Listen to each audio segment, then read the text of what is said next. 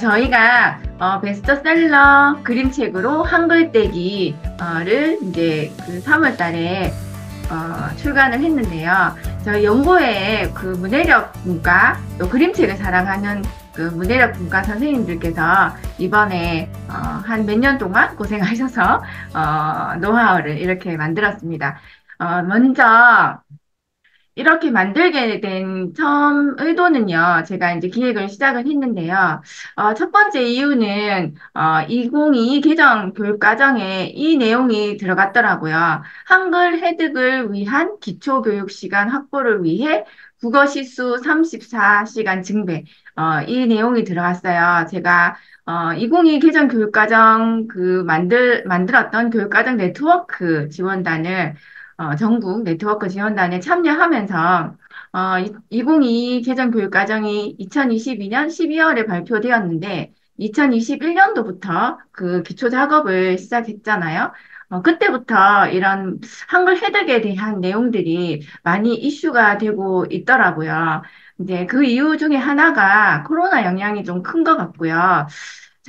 이제, 우리 그 특수교육이 미국의 특수교육을 많이 이제 가지고 와서, 벤치마킹을 하는데, 교과에 대한 학습 개별화 교육이 아니고, 의사소통 별도로 하고, 한글 획득을 개별화 교육에 필수로 넣는다. 이런 말들을 하더라고요. 그래서, 그 초등 교육에서도 중요하지만, 우리 특수교육에서도 굉장히 중요하지 않을까라는 생각이 들었고요. 유아에서 유치원 그 누리교육 과정이 들어오면서 훨씬 더 이제 한글 획득에 대해서 놀이 중심이다 보니까 한글 획득을 배제하고 유치원이 많이 운영이 되지 않습니까? 저는 이제 유치원에 근무 안 하다 보니까 들은 얘긴데요.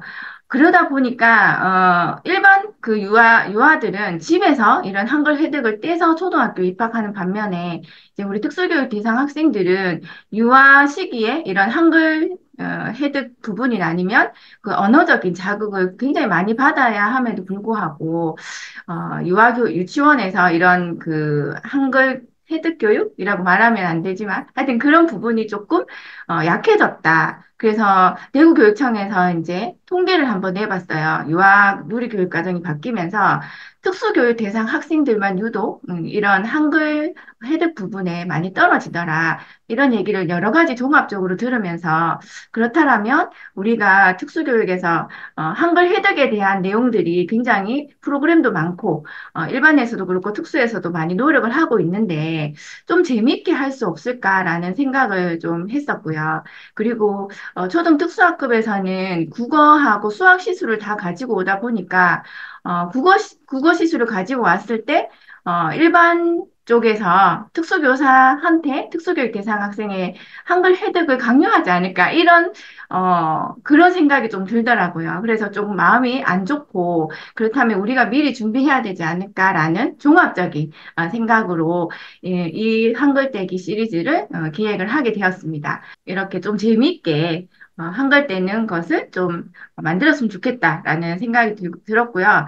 제가 이제 교육과정 쪽으로 많이 깊이 파고 있는 거 아시는 분은 아실 텐데, 한글 획득 같은 경우는 이제 굉장히 반복해야 되는 부분이잖아요. 반복해가지고 학습해야 되는데, 제가 현장에 있을 때부터 느꼈는데, 반복이 중요한데 애들이 재미없어요.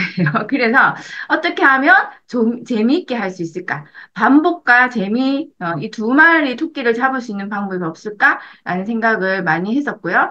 그 다음에, 상향식, 하향식을 함께 하면 좋겠다. 특수교사들이 이제 선호하는 것이 통글자.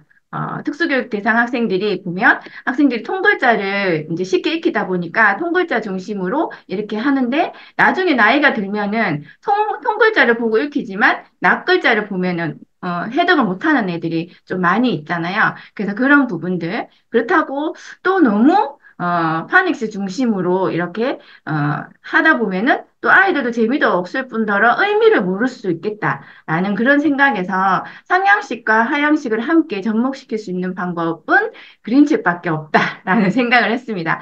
그리고 지금 오늘 말씀드리는 이 그림책으로 한글 떼기는요, 모음부터 시작해서 자음상, 자음하까지 루틴이 처음부터 순서대로 루틴이 이어집니다. 그래서 그림책이 맥락을 이어주고 그다음에 방법적인 측면에서 루틴을 만들어주는 그런 책이다라고 말씀을 드릴 수 있고요.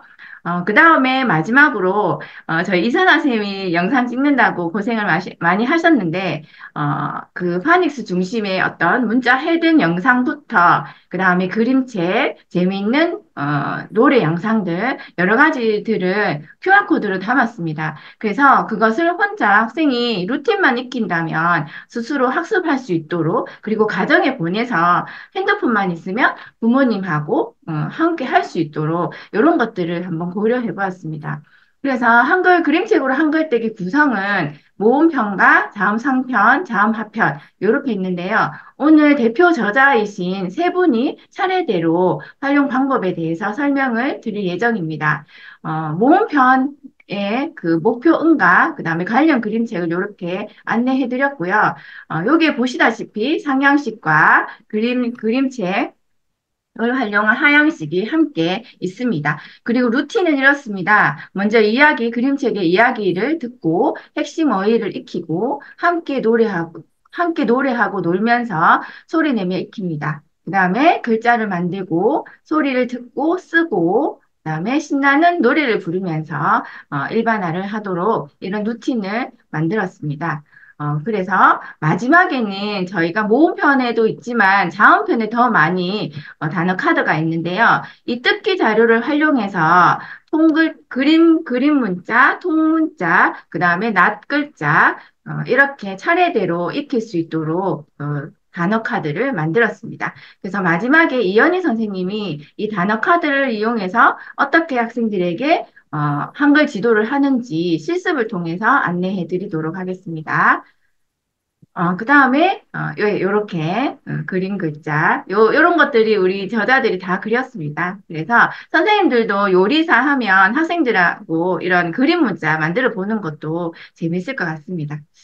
그래서 반복과 재미를 함께 하도록 노력했고요. 보시다시피 오감을 다 활용했습니다. 듣고, 보고, 만지고, 이런, 오감을 많이 활용하도록 했고요. 그 다음에 맥락과 루틴. 제가 교육과정 재구성 강의를 할 때마다 제일 강조하는 것이 맥락과 루틴인데요.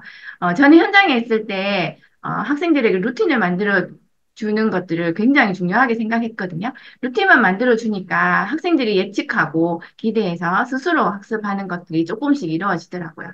느리지만 기다렸다가 같이 하면 좋을 것 같습니다. 그 다음에 이제 스스로 학습. 제가 아는 선생님에게 이 한글 떼기를 보냈더니 첫날 받자마자 이렇게 수업을 했더라고요. 그래서 휴대폰만 있으면 QR코드를 이용해서 스스로 학습을 할 수 있다라는 거 강조드리고 싶습니다. 네, 요거는 이제 마지막 시간에 해드릴 단어 카드 활용 방법이고요. 제가 혼자서 집에서 영상을 한번 찍었습니다. 공유할 때 소리 공유를 했는지 모르겠네요. 잠깐만 한번 나나요? 소리가 들리나요? 소리 공유 다시 하셔, 그림책으로 한글떼기 워크북 200% 활용하기 방법을 안내해드리겠습니다. 자, 첫 번째 시간이고요. 지금 그림책으로 한글떼기 워크북이 책방에 놓여져 있습니다.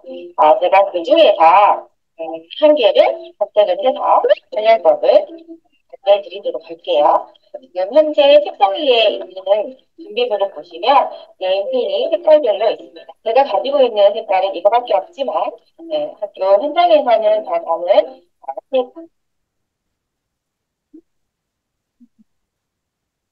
네임펜이 있을 거라고 생각이 들고요. 그 다음에 지우개 준비되어 있습니다.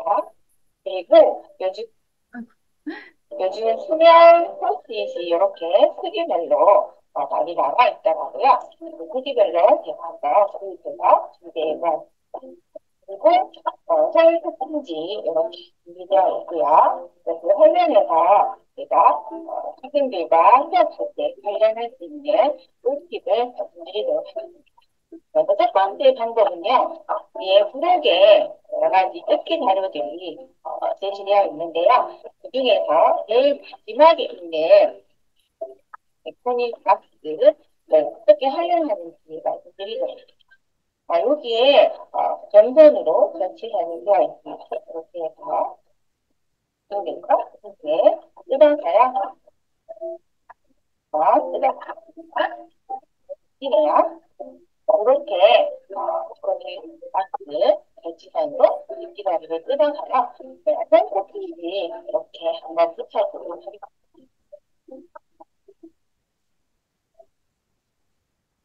손 코팅지를 붙여보고요.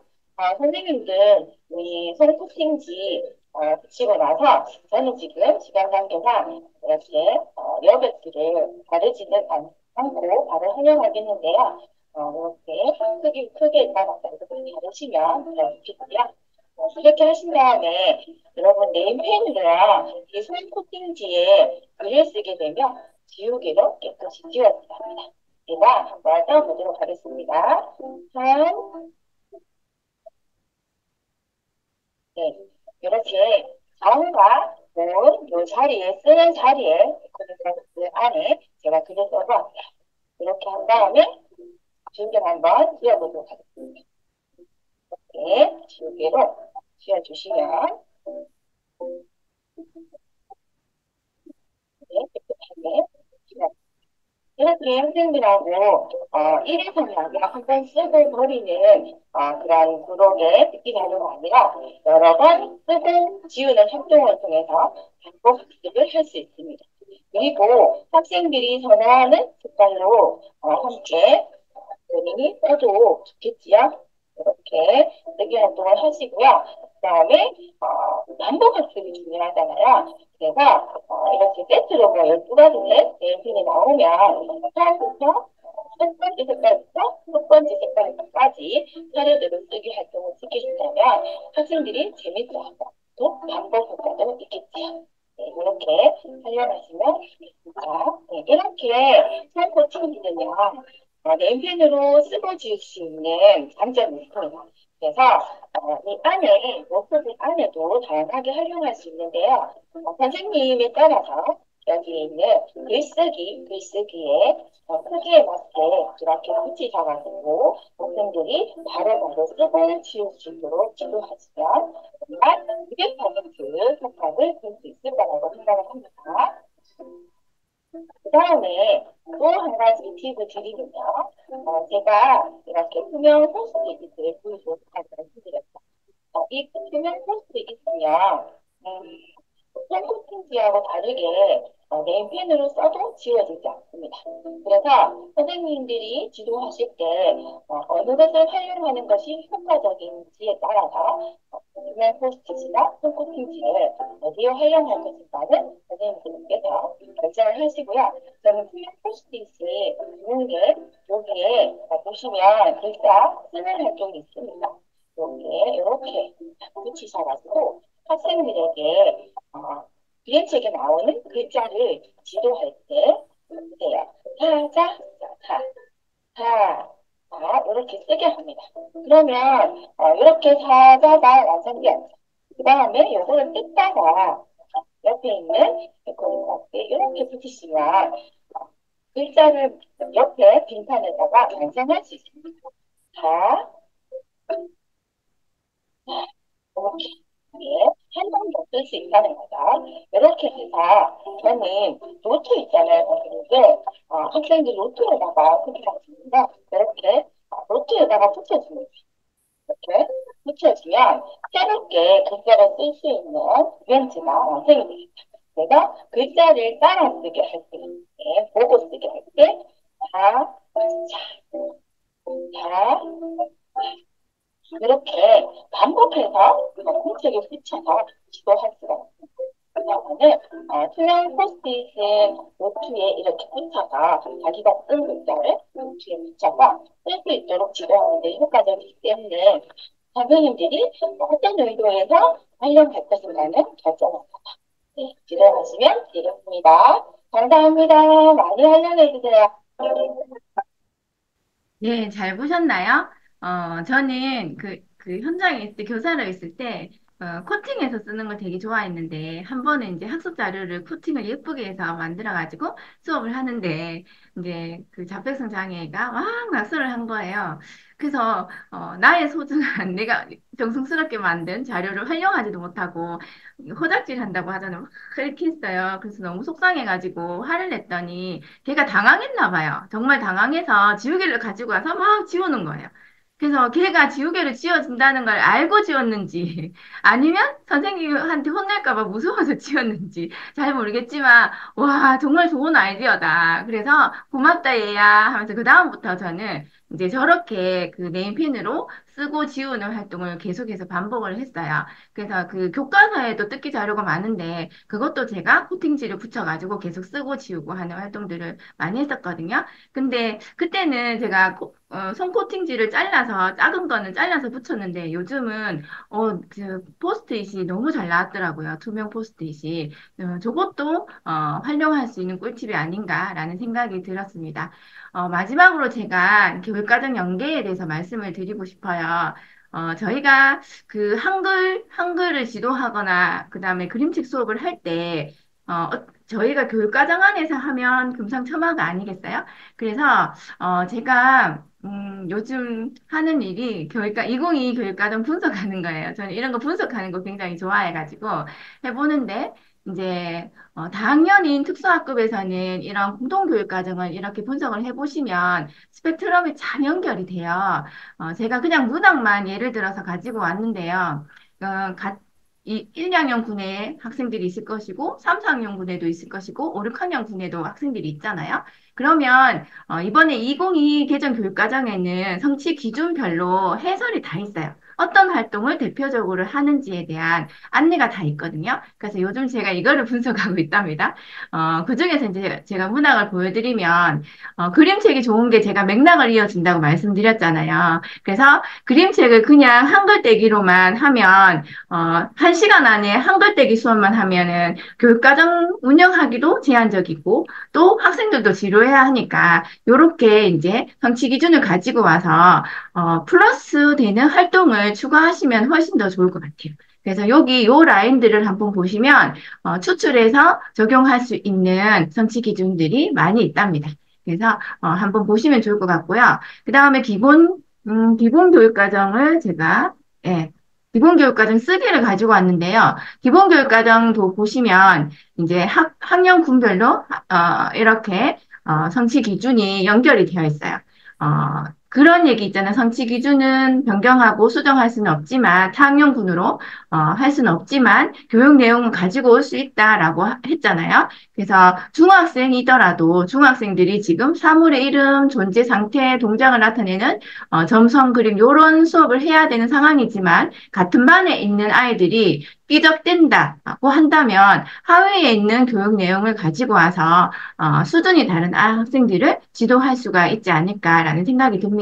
그래서 제가 이렇게 스펙트럼을 분석하는 이유가 선생님들이 정치 기준에 너무 집착을 하시는 것 같아요. 교육 내용을 분석해서 그 스펙트럼만 잘 이용한다면 수준별 수업이 가능하지 않을까라는 생각이 듭니다. 이렇게 교육과정하고도 한번 연계를 해보시면 좋을 것 같고요. 이어서 제가 너무 많이 시간을 할애했는데 이어서 우리 이선아 선생님께서 모음편 활용에 대해서 말씀해 드리도록 하겠습니다. 이선아 선생님 나오세요.